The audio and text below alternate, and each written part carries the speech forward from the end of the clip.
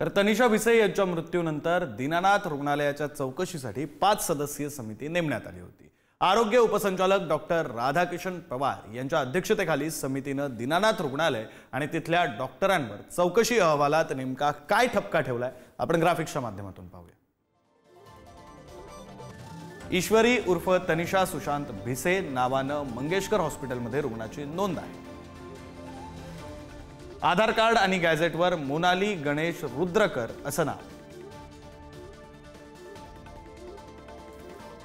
2020 पासून मंगेशकर रुग्णालयात उपचार, मात्र नोंदणी चुकीच्या नावाने झाली आहे। 2022 साली रुग्ण महिलेवर बीजाशय कर्करोग शस्त्रक्रिया, दोन्ही ओव्हरीज काढल्या। 28 मार्च 2025 रोजी सकाळी 9 वाजता रुग्ण महिला, पती आणि नातेवाईक दीनानाथ रुग्णालयात आले। डॉक्टर घैसास यांना फोन करून रक्तस्राव होत असल्याची माहिती देण्यात आली होती। डॉक्टर घैसास, डॉक्टर रुचिका कांबळे आणि रसिका सावंत यांच्याकडून तपासणीही झाली। उपचारांसाठी 10 ते 20 लाख रुपये खर्च येईल असं डॉक्टरांनी सांगितलं। रुग्ण अति जोखमीची माता असल्याने तत्काळ भरती करून उपचार करायला हवे होते असं या अहवालात म्हटलं।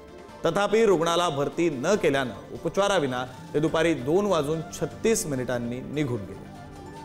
मंगेशकर रुग्णालय हे अधिकृत धर्मादाय रुग्णालय आहे। धर्मादाय योजनेअंतर्गत रुग्ण पात्र असताना त्यांना डॉक्टरांनी दाखल करून घेतलं नाही।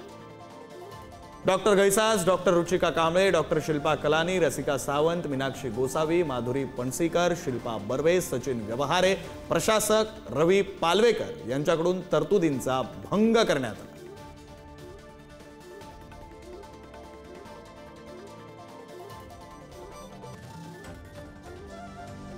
5.5 तास रुग्ण उपचाराविना रुग्णालयात होता। गोल्डन अवर्स उपचार पद्धती निकषांचं पालन डॉक्टरांनी केलं नाही।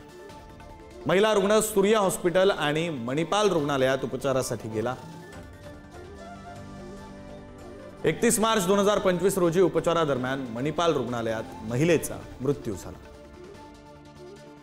माता मृत्यू अन्वेषण समितीमार्फत या प्रकरणी सखोल चौकशी करण्यात यावी।